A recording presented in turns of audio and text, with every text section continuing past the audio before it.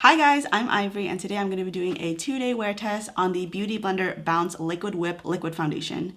That's not the name. Beauty Blender Bounce Liquid Whip Long Wear Foundation. I'm going to be showing you how this applies initially as well as checking in throughout the day to show you how it wears. For anyone that's new, I have oily and acne prone skin, so a lot of my wear tests are catered towards people with similar skin types. So if you find that this review is helpful, I will link up in the cards a playlist of all the other foundations I've done a review on. So I'm very late in the game. This came out many years ago. I had no interest of really buying it because I had so many other foundations, and this is expensive, okay? It is $40. So a price tag like that will easily deter me, but I was able to get it because my dear friend Vanessa, who you may know as Nessa CX Beauty, decided to declutter it and she's like, do you want it? And I did. So that is why I have it. For any of you that don't know Vanessa, me and her are foundation twins, but unlike me, she has dry skin. So if you're looking for someone that is my skin tone but has dry skin, I would highly recommend that you take a look at her channel. I will link it in my description box below. So I've already done my skincare. I applied moisturizer and now I'm going in with primer. The primer that I'm using is the Rare Beauty Pore Diffusing Primer. And I'm only applying that to half my face because I want to see if primer actually makes a difference for this foundation.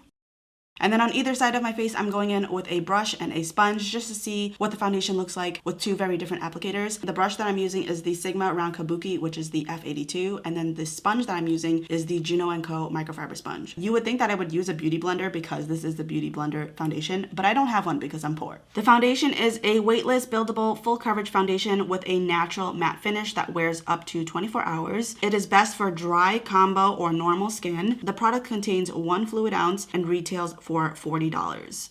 All right, so I have one layer of foundation on and I can tell you right now, the microfiber sponge is the way to go. And I'm telling you, microfiber sponges are a game changer. They are way better than regular sponges. Not only did I get more coverage on the sponge side, but I use less product. I only use 1 pump of foundation to cover my entire face. And this was my bad side. This has more blemishes and more red peeking through. And I only use 1 pump and I got more coverage than the brush side. The brush side, I love this foundation brush, but it did soak up the product and I had to use more. The shade that I'm using is 3.25N. It's just a hair too light for me and I would have liked it to be just a tad more either olive or golden. I'm just popping in to tell you that I actually was able to find a sample of this foundation in my vanity room and it was the shade 3.3 and it was a way better match for me. So if you use me as a shade reference, I would go with 3.3. 3.35 might work for you too, but I mean, I didn't have that sample. But the lightest you should go if you use me as a shade reference is 3.3. You're welcome. I'm actually really happy with this coverage. I would say that this is a medium full on me, especially on 1 layer, but I think I'm gonna leave it like this. I don't mind my imperfections peeking through a little bit. I'm feeling quite skin positive lately, so if something shows through, it's not a big deal. And all the other products that I use does add a little bit of coverage, so it's not necessary to make my foundation super full coverage, at least for me. That's my personal taste right now. So I'm gonna go ahead and fast forward doing the rest of my makeup. All the products that I use are not new and they will be listed in my description box below.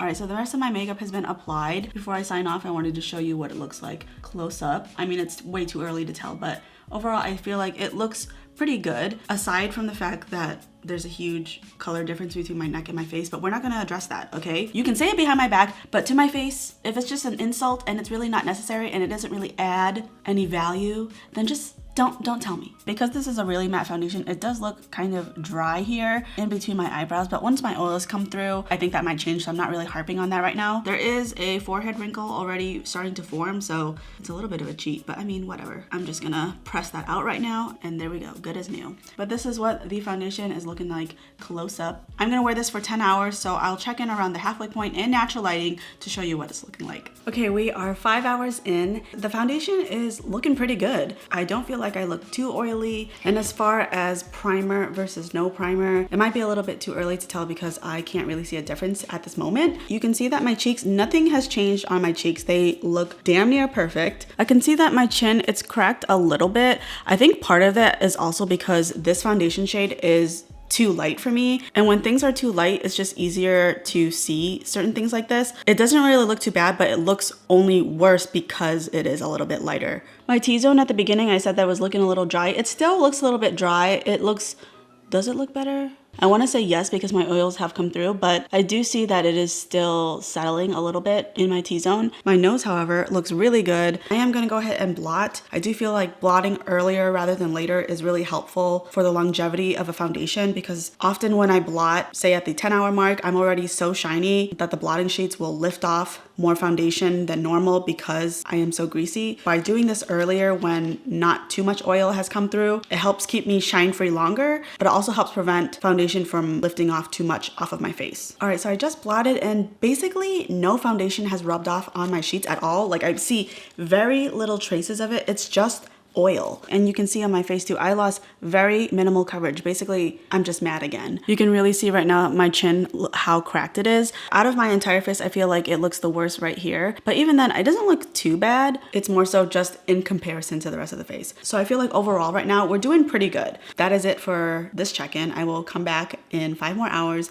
to give you my final thoughts on day 1. Okay, it is 10 hours in and I am noticeably shinier again. In terms of primer versus no primer, I don't see a difference. On areas on the primer side where it looks smooth, it looks just as smooth on the same areas on the non-priming side and vice versa. The areas that look a little bit worn down, it looks just as worn down on the non-priming side. So I don't think that primer will make a huge difference in this case. I feel like my cheeks still look really good. The coverage hasn't moved. It hasn't started separating or broken up at all. And on my nose too, the coverage has stayed. It just looks shiny, but nothing has moved. The areas that were cracking around the 5-hour mark, it looks more or less the same, except for I feel the T-zone. From the beginning, before the wear test even started, I noticed how dry it looked here and it really hasn't changed much. It got a little bit better when the oils came through, but after I blotted, I mean, I would say most of my day it has looked kind of dry in this area. And you can see on my chin that it has cracked, but I feel like the reason why you can see this is because the foundation is lighter than my actual skin. Having the right foundation shade does make a difference. I do appreciate that this hasn't settled into my fine lines though. I know at the beginning it had settled a little bit into my forehead wrinkle, but ever since I buffed it out, I mean, this is a really, really faint line, so that's not bad at all. And it never settled into my smile line. So there are definitely some things that I really like about this foundation. Oh, this has been out the whole time. Why didn't you guys tell me? But what I've learned from today is primer made little to no difference. So if you have it and you want to use it, go ahead. It's not going to hurt the wear time of the foundation. But if you don't believe in primer and you just don't want to go out and spend the money to buy a primer, that's okay too. We're done for today. See you tomorrow. All right, so it's day 2 for you, but it's actually day 3 for me. So on day 2, I did try putting powder underneath my foundation to see if it made a difference. It did make a difference. It made it worse. I will insert clips, but on the chin and on the nose at the halfway point, it was just lifting off and it was separating. It looked super cakey. It was not laying very nicely, and powder was the only difference. So I was very quick to rule out putting powder underneath this foundation. It's not a good idea. Of course, that's just my experience. I have weird skin right now. It is oily, but without makeup, sometimes it feels dry, but the minute I have foundation or any type of makeup on, it gets oily again. But because it starts off drier in some areas, like over here where I have acne, I don't know, it's just really confusing. I just have weird skin at the moment. So for my skin right now, powder is a no-go. So today I'm just gonna keep it simple. I'm just gonna add the foundation onto my bare face. I have moisturized, done my skincare, all of that. We're gonna skip everything. We're going straight into foundation. So I'm just gonna go in with my Juno & Co. microfiber sponge. For the people that say sponges absorb the product more than a brush, try a microfiber sponge. It is life-changing. I have switched so many people into using this. So don't knock it before you try it, because this sponge is freaking amazing. And I'm gonna put 1 layer of foundation on today. And this is the coverage that I get with 1 pump of foundation. It looks more or less the same as it did day 1. It actually looks kind of better just because my skin's doing really well right now. So I think that's a really big factor, but it looks good right now. But I'm gonna go ahead and fast forward doing the rest of my makeup. All the products that I use are the same that I use on day 1. So this is it for this check-in. So the next time that you see me, it will be in natural lighting and somewhere around the 5-hour mark.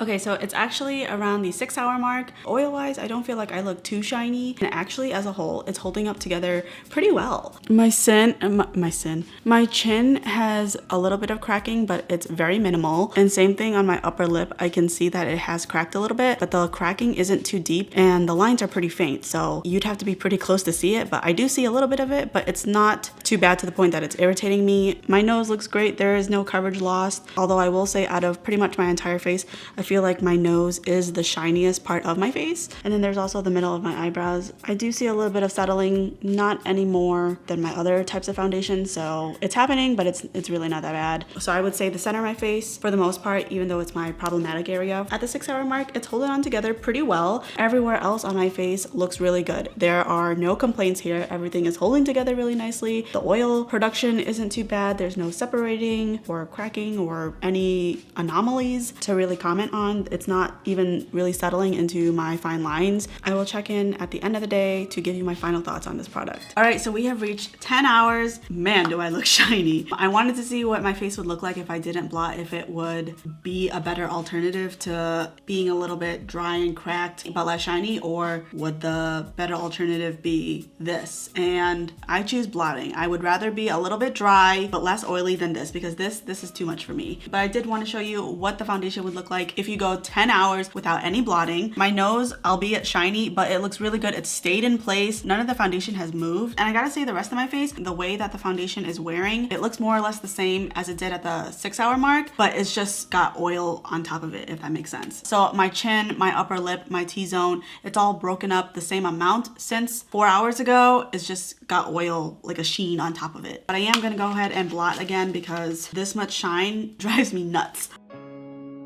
Okay, so I blotted my whole face. Usually I only need 2 blotting sheets for either side of my face, and today I needed 3. I was extra oily today. And you can see once again the foundation has picked up on my chin, and I see some spots missing on my nose, but today I feel like it doesn't look too obvious. I would say that it looks most obvious right here, but I would say on the cheeks and my forehead it looks basically brand new. So having worn this for 3 days, I think I like this foundation. That being said, I do feel like there is a learning curve with this. For one, you're gonna have to see if putting powder underneath is going to be a problem, because for me it wasn't looking right. So let's talk about the pros and the cons. The pros, like I said, I like the coverage. I would say that it's medium, but medium full if you do 2 layers. I also thought that for 10 hours and not needing a primer, that's always a plus, that you don't have to have an additional product to buy to make this last longer. It lasts well on its own, just on your skin. If you are not planning to blot with this foundation, I would say that it gets the point of being too shiny for me around the 7.5-hour mark. But I would say that if you blot maybe around the halfway point, it will look pretty good at the 10-hour mark. So if you do plan on blotting, I would say for the most part that this is oily skin friendly, and it's pretty acne skin friendly. I remember around some areas of my acne it did pick up a little bit weird, so I would just make sure that you moisturize really well before you apply this foundation. But overall I feel like it did pretty good with my acne. The things I didn't like about this foundation, it's a little inconsistent. I had an okay first day,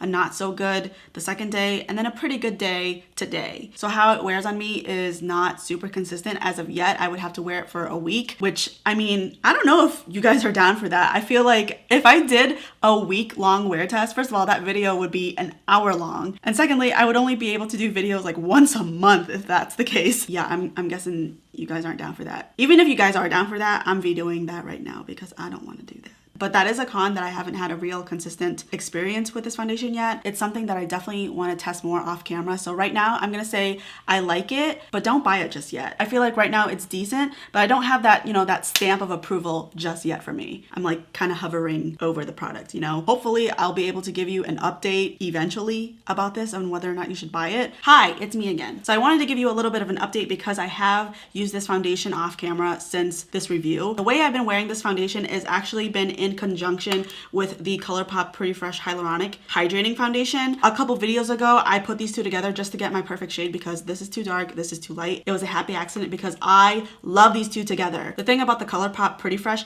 was that alone, it's itchy on my face, and then this one is fine pretty much on its own, but it's the wrong shade. Putting these together has been a wonderful combination. I wear this to work, and even though I wear a mask pretty much all day, and at the end of the day, it still looks really good. So I wanted to give an update that I do like this, but I've really been liking it even more in conjunction with this. It's a little high maintenance, but what are you gonna do? A lot of you guys also asked me what are my favorite foundations, and I want to remind you guys that I have 2 videos, one of them being the best and worst matte foundations, and the second video is the best and worst dewy, luminous, natural, glowy foundations for oily skin. I will link both of those in my description box as well as up in the cards. In those 2 videos, I have a very comprehensive list, both high-end and drugstore, of the foundations that I approve of, so hopefully that is helpful for you. But that is it for this review. I hope that you enjoyed, and if you did, don't forget to give it a thumbs up and and feel free to comment down below what other types of videos you'd like to see from me. And if you haven't already, please consider subscribing. I would love to see you come back. Thank you so much for watching. I'll see you in my next one. Why are you coming down? Come and say hi. Hi. Do you want to make a cameo and say hi? No. Hi. Your head just shows, and it's like you're Miss Bellum. Like, Millie, are you staying here? I'm filming. You want to stay here or no? I know. Millie, you're like pushing me against the table. Hi. I'm almost done. Let me film this last piece, and then we can hang out. Meow, meow, meow. Off. Thank you.